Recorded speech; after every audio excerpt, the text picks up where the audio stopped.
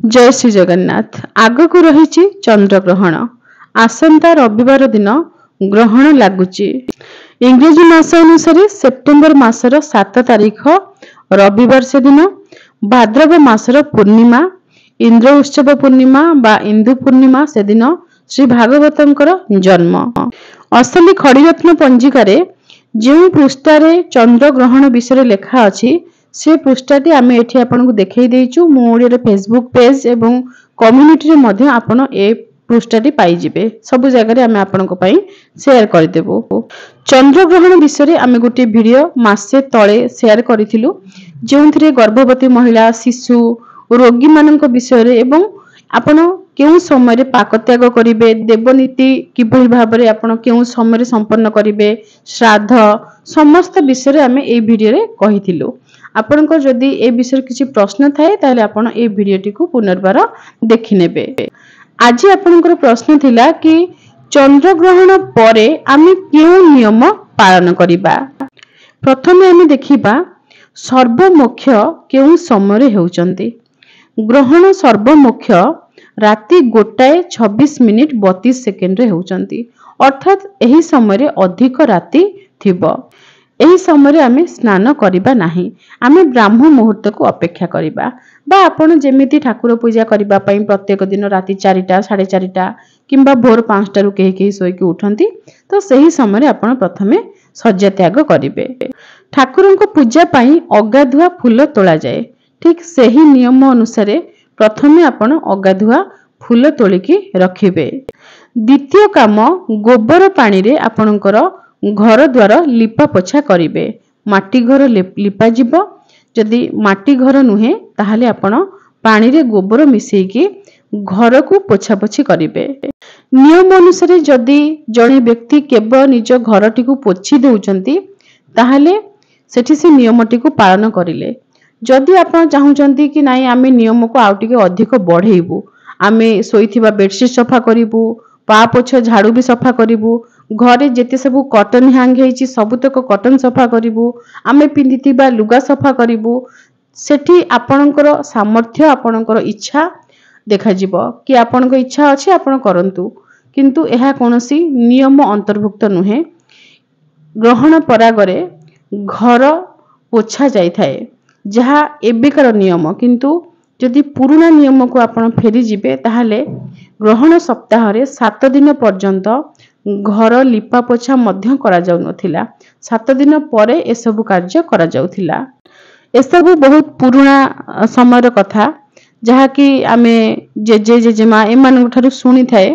होयतो किछि परिवार ग्रहण सप्ताह को 7 दिन पर्यंत पाळुथिबे होयतो किछि परिवार गोटे दिन पाळुथिबे। ए भितरे किछि ना किछि पार्थक्य तो निश्चय थाई पारे आमको से विषय जाना नहीं। जहाँ वर्तमान समय चली आम से कथा आपन को कहबू।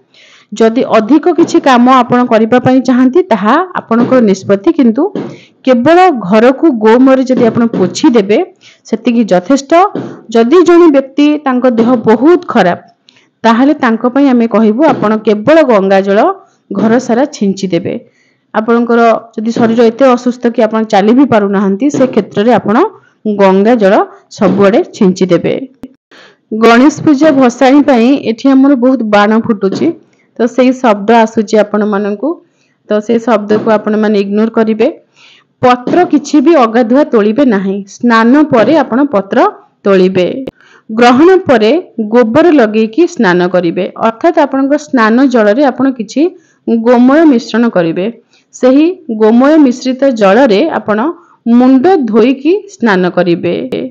एठी भी एक कथा आमे कहिबू केवल गोमय कथा आमे कहिलु। आपण जदि हळदी लगेबाकू चाहुचंती गंगा जल गंगा माटी विभिन्न प्रकार द्रव्य आपण मिसेकी गाधेबाकू चाहुचंती ताहाले आपण गाधेई परिबे सेमति किछि असुविधा नाही।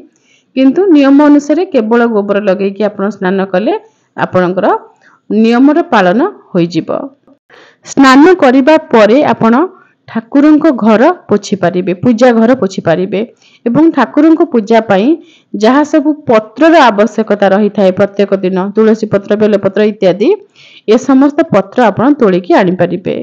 आपण निज हाथ रे जदि रूपा व्रत किंबा सुना व्रत धारण करिसंती ए सब व्रत केबे भी मारा हुए नाही ग्रहण पराग छूतक मृतक समय किंतु ऋतुस्राव समय मध्य मारा हुए नाही किंतु आपण जदि सूतार व्रत धारण करिसंती सुदशा व्रत धारण करिसंती ताहले ए सब व्रत मारा होई थाए। छूतक मृतक ग्रहण पराग इत्यादि समय बीती जिबा परे आपण कंचा क्षीर रे व्रत को धोई देबे। कंचा क्षीर रे धोइबा परे आपण टिके शुद्ध जल रे मध्य धोई देबे काहे कि ना जो कंचा क्षीर व्रत रे लागिला सेथि पई व्रतटी खराब बास्ना होई पारे सेथि पई आपण शुद्ध जल रे पुनी धोई देबे। हळदी टिके व्रत रे लगेई देबे। सुदशा व्रत रे हमर हळदी लागि थाए आपण को गला रे जदी तुलसी कंठी अछंती और तुलसी माळी अछंती तांकु मध्य कंचा क्षीर रे आपण धोई देबे। ग्रहण पराग परे कंचा क्षीर आपण केउठु आनिबे बोली भाबुथिबे पूर्वरु आमे आनी फ्रिज रे रखी देले मारा हेबो कि कंचा क्षीर मारा हुए नहीं। अमृत जो 5 गोटी अमृत रहिला पंचामृत रे से सब मारा हुए नहीं। तापरे मध्य जदि आपनकर सुविधा अछि ताहले आपण गाई दुहा हला परे सेही दिन जो क्षीर आसीबो फ्रेश क्षीर से क्षीर को आपण नै परिबे। एठी व्रत रे आमे टिके हळदी लगेई देइछु। हळदी लगेई सारला परे आपण कंचा क्षीर रे एभली भाबरे मध्य व्रत को धोई परिबे। जेमिति सुविधा आपण से भली भाबरे निज व्रतटी को धोई नेबे। महिला मानक पई जेहेतु महिला माने सुदशा व्रत पिंधंती तेनु महिला मानक पई आमे एक कथाटी कहिछु। पुरुष मानक पई जे माने उपनयन संस्कार जे मानकर करा जाईची सेमाने निजर पैता परिवर्तन करिवे। पुरातन पैता को सेमाने कोन करिवे एवं नूतन पैता किबली भाबरे धारण करिवे से सब किछि सेमानकु जणा तेनु आमे से विषय अधिक किछि कहिबाकू चाहुना। ठाकुरंको शरीर रे मध्य आपण पैता अर्पण करिसंती पैता पिंधि दैचंती से पैता को आपण परिवर्तन करिवे। जेमिति हमर पैता मारा हेउची ठाकुरंकर पैता मध्य सेमिति ग्रहण पराग समय रे मारा होई थाए। नूतन पैता आनिबे सेथिरे हळदी लगी कि ठाकुरंको अर्पण करिवे। ठाकुरंको पूजा आरंभ करिबा पूर्वरु प्रथमे पंचामृत प्रस्तुत करिवे। पंचामृत रे ही समस्त देवादेवी स्नान करिवे। समस्त देवादेवी को ऊपरे आपण जदि अधिक ठाकुर घरे अछंती पंचामृत सिंचन करि देबे। तापरे आपण जल रे अभिषेक करी पोछापोछि करी ठाकुरंको धुआ वस्त्र जहा ठाकुरंकर आपण पूर्वरु धोई कि रखिथिबे सेही वस्त्र सब ठाकुरंको पिंधेई देबे एवं पैता आपण परिवर्तन करिवे। जे पंचामृत आपण प्रस्तुत करिथिबे से पंचामृत को आपण केउ केउ स्थान रे सिंचन करिवे से स्थान आमे कहि दउछु। प्रथमे आपणकर ईशान जदि अछंती सेठी आपण सिंचन करिवे एवं तांकु मध्यम पोछापोछि करी चंदन सिंदूर हळदी देकी आपण जेमति पूजा करंती धूप दीप एवं गोटे पात्र रे जल सेठी रही थाए तो सेही भली भाबरे पुनर्बार आपण पूजा करिवे। आपणकर माँ वृंदावती अछंती समस्तिंक घरे अछंती माँ को ऊपर मध्य आपण पंचामृत सिंचन करिवे एवं घरे आपण जेते ठाकुरंकर विग्रह प्रतिष्ठा करिसंती फोटो रखिसंती जो भली भाबरे गुआरे पूजा करूचंती आपण सेठी मध्य पंचामृत सिंचन करिवे। ग्रहण पराग परे केउ जिनिस मारा हुए से विषय आमे कहि रखुजु। जो चाउल बा धान पूजा लागि थिबो जेमति कि आपण ठाकुर घरे कलश बसैचंती तळे आपण धान रखिचंती शुक्ल धान तापरे कलश बसैचंती ग्रहण लागि गला ग्रहण परे से कलश उठी जिवो एवं से धान मध्य मारा हे गला से धान को आपण विसर्जन करि देबे। घरे आपण सुखिला चाउल धान अटा ए सब रखिचंती उषुना चाउल हेले भी सेथरे सुखिला तुलसी पत्र गोटे गोटे सबुथरे पकई देबे जहा द्वारा ग्रहण परागर जो नकारात्मक शक्ति रही ताहा से खाद्य मध्य को आसी परिबो नाही सुखिला खाद्य मध्य को। बाकी तो आपण माने जानि चंती पीबा जल रे आपण तुलसी पत्र पकई की रखिबे एवं जो खाद्य आपण सेवन करिवे खास करी गर्भवती महिला माने से खाद्य आपण पाक त्याग पूर्वरु सेवन करिवे एवं ग्रहण लागिवा समय किछि खाइबेन। ग्रहण सर्वमुख्य हेबा परे आमे कौन खाइबा एवं केउ समय रे खाइबा। प्रथम कथा आमे स्नान करि सारला परे खाइबा। द्वितीय कथा स्नान करि सारिबा परे देवतांकर पूजा करिबा देवतांक पाखरे एवं ईशान रे बारियाडे पितृंक उद्देश्य रे ସବୁ ସ୍ଥାନରେ ଆମେ ଭୋଗ ବାଢିବା, ତାପରେ ଆମେ ଖାଇବା। ତାହେଲେ ଆମେ କଣ ଭୋଗ ବାଢିବା? ଆମେ ଯେଉଁ ଖାଦ୍ୟ ରୋଷେଇ କରିବା, ପ୍ରଥମ ଅନ୍ନ ରୋଷେଇ କରିବା, ସେ ଅନ୍ନ ତ ଆମେ ବାଢିବା, କିନ୍ତୁ ଏତେ ସକାଳୁ ଯେତେବେଳେ ଆମେ ଠାକୁରଙ୍କର ପୂଜା କରୁଛେ ସାଙ୍ଗେ ସାଙ୍ଗେ ଆମେ ଅନ୍ନ ରୋଷେଇ କରିପାରୁନୁ, ତାହେଲେ ଆମେ କଣ ବାଢିବା? ତାହେଲେ ଆପଣ କଦଳୀ ମିଶ୍ରି ଟିକେ ବାଢି ପାରିବେ, ନଚେତ ଆପଣ ପଣା ଟିକେ ବାଢି ପାରିବେ, କିମ୍ବା ଫଳ ଟିକେ କାଟିକି ମଧ୍ୟ ଭୋଗ ଲଗେଇ ପାରିବେ। ଯାହା ଅଛି ଆପଣ ଠାକୁରଙ୍କ ପାଖରେ ସେଇ ଜିନିଷ ଭୋଗ ଲଗେଇବେ, ଈଶାନରେ ଭୋଗ ଲଗେଇବେ ଏବଂ ବାରିଆଡେ ପିତୃଙ୍କ ଉଦ୍ଦେଶ୍ୟରେ ମଧ୍ୟ ସେଇ ଫଳ ଆପଣ ବା ପଣା ବା ମିଶ୍ରି କଦଳୀ ଆପଣ ଦେଇପାରିବେ। ସେହି ପ୍ରସାଦକୁ ଆପଣ ସେବନ କରିବେ, ତୁଳସୀ ପଡିଥିବା ପ୍ରସାଦକୁ ଆପଣ ସେବନ କରିବେ, ଶ୍ରୀ ଶାଳଗ୍ରାମଙ୍କର ଚରଣାମୃତ ପାଇବେ, ତାପରେ ଆପଣ ପ୍ରସାଦକୁ ସେବନ କରିବେ। ଶ୍ରୀ ଶାଳଗ୍ରାମଙ୍କର ଚରଣାମୃତ ଯଦି ଆପଣଙ୍କ ପାଖରେ ନାହିଁ ତାହେଲେ ଆପଣ ପଞ୍ଚାମୃତ ସେବନ କରିବେ, ତାପରେ ଆପଣ ପ୍ରସାଦ ସେବନ କରିବେ, ତାପରେ ଆପଣ ନିଜର ଅନ୍ନ ରୋଷେଇ କରିବେ। ଭାତ, ଡାଲମା, କ୍ଷୀରି, ଖେଚୁଡି ଯାହା ବି ଆପଣ ରୋଷେଇ କରନ୍ତୁ, ରୋଷେଇ କରିବା ସମୟରେ ଆପଣ ସାତ୍ବିକ ଭାବରେ କିଛିଟା ଖାଦ୍ୟ ରୋଷେଇ କରିବା ପାଇଁ ଚେଷ୍ଟା କରିବେ। କିଛିଟା ଖାଦ୍ୟ ଆମେ ଏଥିପାଇଁ କହିଲୁ, ଯଦି ଆପଣଙ୍କ ଘରେ ପିଆଜ ରସୁଣ ହେଉଥିବ ତାହେଲେ ଆପଣ ଚେଷ୍ଟା କରିବେ ସେଦିନ ଟିକେ ମିଠା ଖେଚୁଡି ପ୍ରଥମେ ରୋଷେଇ କରିବା ପାଇଁ। ପ୍ରଥମେ ଟିକେ ମିଠା ଖେଚୁଡି ରୋଷେଇ କରିଦେବେ, ସେଇ ଖେଚୁଡିକୁ ଠାକୁରଙ୍କୁ ଭୋଗ ଦେଇଦେବେ, ଈଶାନରେ ଏବଂ ବାରିଆଡେ ଦେଇଦେବେ। ଘିଅ ବାଲା ଖେଚୁଡି, ସେ ଖେଚୁଡି ଆପଣ ନିଜେ ମଧ୍ୟ ଟିକେ ସେବନ କରିଦେବେ। ତାପରେ ଆପଣଙ୍କର ଯଦି ପିଆଜ ରସୁଣ ବା ଯାହା ସବୁ ଖାଇବାର ଇଚ୍ଛା ଅଛି, ଅନ୍ୟ କିଛି ଖାଦ୍ୟ, ସେ ଖାଦ୍ୟ ଆପଣ ପୁନର୍ବାର ଆପଣଙ୍କ ପାଇଁ ପ୍ରସ୍ତୁତ କରିବେ।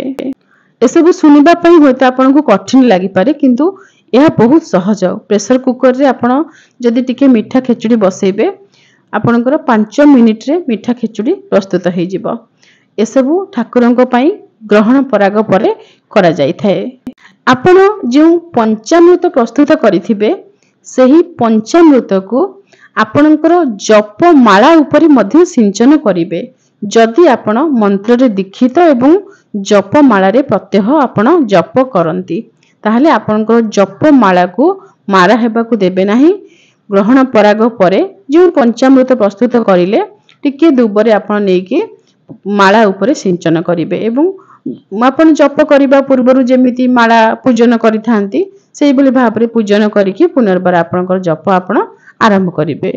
ଗ୍ରହଣ ପରାଗ ପରେ 1 ସପ୍ତାହ ପର୍ଯ୍ୟନ୍ତ ଝିଅ ବୋହୂମାନେ ନିଜର ବାପ ଘରୁ ଶାଶୁ ଘରକୁ ଯାଆନ୍ତିନି, ଶାଶୁ ଘରୁ ବାପ ଘରକୁ ଯାଆନ୍ତି ନାହିଁ। ଏମିତି କାହିଁକି କୁହାଯାଏ? ଗ୍ରହଣ ପରାଗ ସମୟରେ ବହୁତ କିଛି ତାନ୍ତ୍ରିକ ପ୍ରୟୋଗ କରାଯାଇଥାଏ, କିଛି ନକାରାତ୍ମକ ଶକ୍ତି ମଧ୍ୟ ସେ ସମୟରେ ଶକ୍ତିଶାଳୀ ହୋଇ ଉଠନ୍ତି, ଦେବତାଙ୍କର ଶକ୍ତି ମଧ୍ୟ ଟିକେ କମି ଯାଇଥାଏ।